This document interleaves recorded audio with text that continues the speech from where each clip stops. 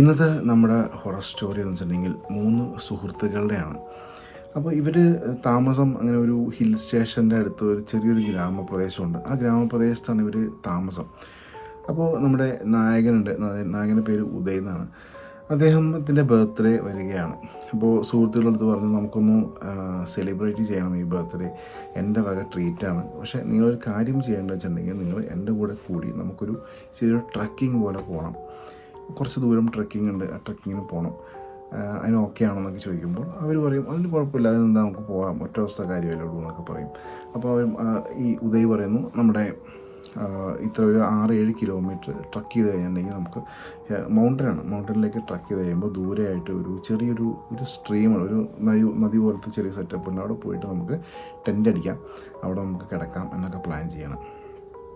അപ്പോൾ സുഹൃത്തുക്കൾ പറഞ്ഞു ഓക്കെ കുഴപ്പമില്ല നമുക്ക് പോയേക്കാം എന്ന് പറഞ്ഞ് ഇവരെല്ലാവരും പ്ലാൻ ചെയ്യുന്നു.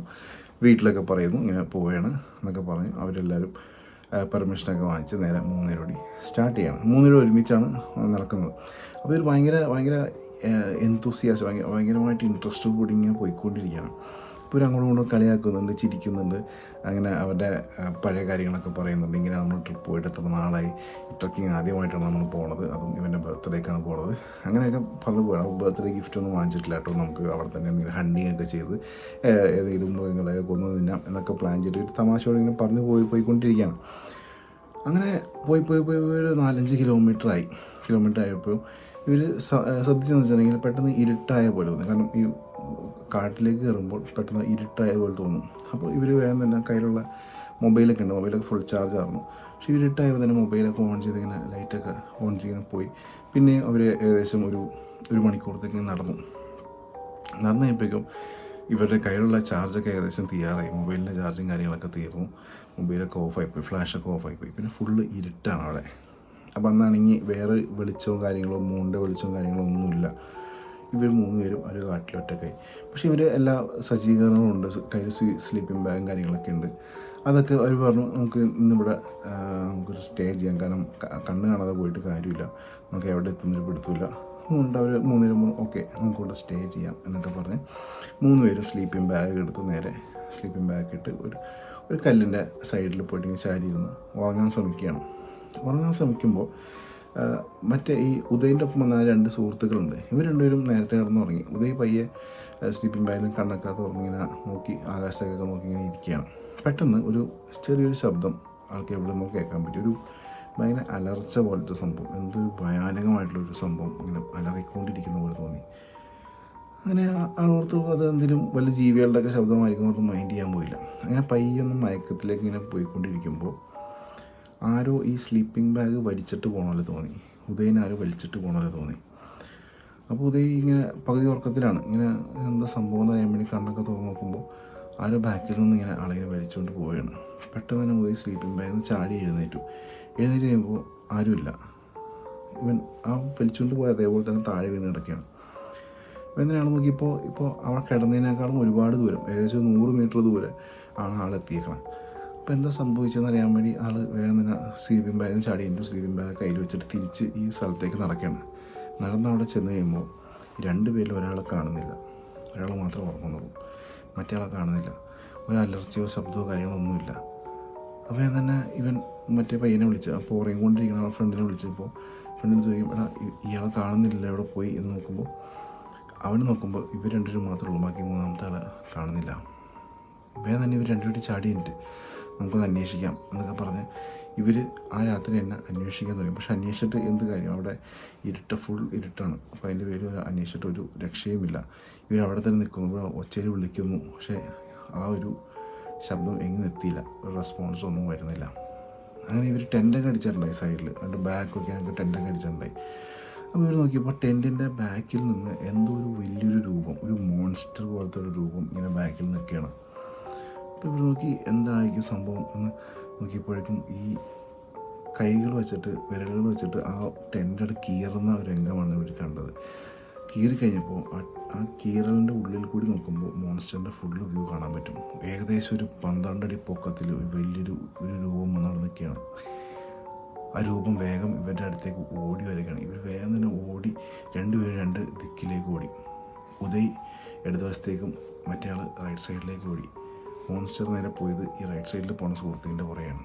അത് പോയി കുറേ നേരം കഴിഞ്ഞപ്പോൾ എന്തൊരു അലർച്ച കേട്ടു. അലർച്ച കേട്ടപ്പോൾ ഉദയ്ക്ക് പേടിയായി. അവൻ എന്തോ സംഭവിച്ചിട്ടുണ്ട് എന്നെനിക്ക് അന്ന് അവന് മനസ്സിലായി. ഉദയ് ജീവനും കൊണ്ട് ഓടി ഒരു കിലോമീറ്റർ ഓടിക്കഴിഞ്ഞപ്പോൾ ദൂരെത്തിയപ്പോൾ ചെറിയൊരു ഗ്രാമപ്രദേശം അങ്ങ് ദൂരെ കണ്ടു. അവൻ നേരെ ആ ഗ്രാമത്തിൽ ലക്ഷ്യം വെട്ടി നടക്കാൻ തുടങ്ങി. അപ്പോഴത്തേക്കും ചെറുതായിട്ട് സൂര്യോദയമൊക്കെ വന്നു തുടങ്ങി, ലൈറ്റ് വന്നു തുടങ്ങിയപ്പോഴേക്കും ആൾക്ക് ചെറിയൊരു ആശ്വാസം കാര്യങ്ങളൊക്കെ വന്നു. പക്ഷേ ഇവൻ അപ്പോഴത്തേക്കും ഗ്രാമത്തിലെത്തിയിട്ടുണ്ടായി.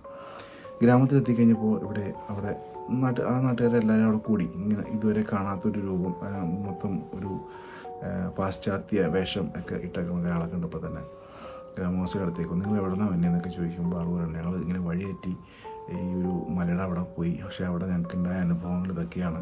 ഒരു വലിയൊരു രൂപം ഞങ്ങളെ ഇങ്ങനെ ഓടിച്ചിട്ടു, എൻ്റെ 2 സുഹൃത്തുക്കളെ കാണാനില്ല, അവർക്ക് എന്താ പറ്റിയെന്ന് എനിക്കറിയില്ല എന്നൊക്കെ പറഞ്ഞുകൊണ്ടിരിക്കുകയാണ്. അപ്പോഴത്തേക്കും ഗ്രാമത്തിലൊരു മുഖ്യം വിളിച്ചിട്ട് പറഞ്ഞു, മകനെ നീ കണ്ടത് നീ ഇപ്പം ജീവിച്ചിരിക്കണ തന്നെ എന്തോ വലിയൊരു ഭാഗ്യം കൊണ്ടാണ്. കാരണം അവിടെ പോയ ആൾക്കാരും ഇതുവരെ ജീവിച്ചിരുന്നിട്ടില്ല. വർഷങ്ങൾക്ക് മുമ്പ് അവിടെ ഈ മല കയറി ഈ ഗ്രാമത്തിൽ നിന്ന് ഒരാൾ പോയിട്ടുണ്ടായി, തന്ത്രവിദ്യകളൊക്കെ പഠിക്കാൻ വേണ്ടി പോയിട്ടുണ്ടായി. കാരണം ആ മലയിൽ ആരൊക്കെയോ ഈ ബ്ലാക്ക് മാജിക് ഒക്കെ ചെയ്യുന്ന ആൾക്കാർ അവിടെ ഉണ്ട്. അപ്പോൾ അവരുടെ അടുത്ത് നിന്ന് തന്ത്രവിദ്യകൾ പഠിക്കാൻ വേണ്ടി ഒരാൾ അവിടെ നിന്ന് പോയിട്ടുണ്ടായി. അവൻ അവിടെ വെച്ച് എന്തൊക്കെയോ സംഭവിച്ചിട്ടുണ്ട്. അവൻ അവിടുത്തെ മൃഗങ്ങളൊക്കെ ബലി ചെയ്തു. ഇവിടുന്ന് വഴിയേറ്റി പോയ ആൾക്കാരെയൊക്കെ അവിടെ ബലി കൊടുത്തു. ഈ ഗ്രാമത്തിൽ നിന്ന് തന്നെ മിനിമം ഒരു 10 പേരെങ്കിലും ഇപ്പം നിലവിൽ കാണുവാനില്ല എന്നൊക്കെ പറഞ്ഞ് ആ ഗ്രാമത്തിലെ തലവനിങ്ങനെ പറഞ്ഞുകൊണ്ടിരിക്കുകയാണ്. അപ്പോൾ നമ്മൾ ഉദയ് ചോദിക്കും, ഈ നിങ്ങളുടെ ഇവിടുന്ന് പോയ ആ മന്ത്രവിദ്യ പഠിക്കാൻ വേണ്ടി പോയ ആളാണോ ഞങ്ങളെ കണ്ടേക്കണേ, അതൊരു ഭയങ്കര വികൃതമായിട്ടുള്ള രൂപമാണെന്ന് പറയും. അപ്പോൾ ഗ്രാമത്തിലെ ആൾ പറയും, ആ രൂപത്തിനെ കണ്ടേക്കണ ആൾക്കാർ ആരും ഇതുവരെ ജീവിച്ചിരുന്നിട്ടില്ല. അങ്ങനെ ഒരു മോൺസ്റ്റർ അവിടെ ഉണ്ട്. അത് ഇവിടുന്ന് പോയ ആൾക്കാരല്ല, ഇവിടുന്ന് പോയ ആൾ അവിടെ എപ്പോഴും മരിച്ചു പോയിട്ടുണ്ട് എന്നാണ് ഞങ്ങൾക്ക് അറിയാൻ കഴിഞ്ഞത്. പക്ഷേ അയാളുടെ ആ ഒരു ആഭിചാര കർമ്മങ്ങളൊക്കെ വെച്ചിട്ട് ഏതൊരു മനുഷ്യരൂപം മോൺസ്റ്ററായി അവിടെ മാറിയിട്ടുണ്ട്. അയാളാണ് ഇപ്പോൾ ആ വഴിയേറ്റിപ്പോണ ആൾക്കാരെല്ലാം കൊന്നു കളയുന്നത് എന്നാണ് ഈ ഗ്രാമത്തിലെ തലവൻ ഉദയുടെ അടുത്ത് പറഞ്ഞത്. ഉദയ് ജീവിതത്തിൽ എന്തോ നല്ല കാര്യമൊക്കെ ചെയ്തിട്ട് അതിൻ്റെ ഭാഗ്യം കൊണ്ട് മാത്രമാണ് ഉദയ് ഇപ്പോൾ ജീവിച്ചിരിക്കുന്നത് എന്നാണ് തലവൻ പറയുന്നത്. ഗ്രാമവാസികളെല്ലാവരും ഈ 2 സുഹൃത്തുക്കളെ കാണുവാനില്ല എന്ന് പറഞ്ഞപ്പോൾ ഗ്രാമവാസികളെല്ലാവരും തീരുമാനമെടുത്തു, നമുക്ക് ഇന്ന് ഇരുട്ടുന്നതിന് മുമ്പ് ഒന്ന് വനത്തിലേക്കൊന്ന് കയറി ഇവർ സുഹൃത്തുക്കളെല്ലാം ജീവിച്ചിരിപ്പുണ്ടോ എന്ന് നോക്കാം എന്ന് വിചാരിച്ചു. ഈ ഗ്രാമവാസികളെല്ലാവരും കൂടി ഒരുമിച്ച് ഈ വനത്തിലേക്ക് കയറി. അധികം ദൂരമൊന്നും പോകേണ്ടി വന്നില്ല. ഗ്രാമത്തിൻ്റെ ആ ബോർഡറിലെത്തിയപ്പോഴേക്കും 2 ശവശരീരങ്ങൾ അവിടെ തന്നെ ഉണർന്നിട്ടുണ്ടായി. ഈ 2 പേരെയും ബലി കൊടുത്തു എന്നാണ് അവർക്കറിയാൻ കഴിയുന്നത്. ഇത് കണ്ട ഉദയ് ഞെട്ടി. ഉദയ്ക്ക് വീണ്ടും വിഷമം താങ്ങാൻ പറ്റാതെ, കാരണം ഇവർ വീട്ടുകാരോട് എന്ത് പറയും, വീട്ടുകാരുടെ പെർമിഷനൊക്കെ ഉദയാണ് വാങ്ങിച്ചെടുത്തത്. അങ്ങനെ വളരെ വിഷമത്തിൽ ഉദയ് നേരെ തിരിച്ച് വീട്ടിലേക്ക് പോകുന്നു. ഇങ്ങനത്തെ ഹൊറർ സ്റ്റോറീസ് ഇഷ്ടമാണെങ്കിൽ ഇപ്പോൾ തന്നെ ഫോളോ ചെയ്ത് സബ്സ്ക്രൈബ് ചെയ്ത് കൂടാൻ മറക്കണ്ട. എത്രയും പെട്ടെന്ന് അടുത്ത ഹൊറർ സ്റ്റോറി ആയിട്ട് വരുന്നതാണ്. Thank you.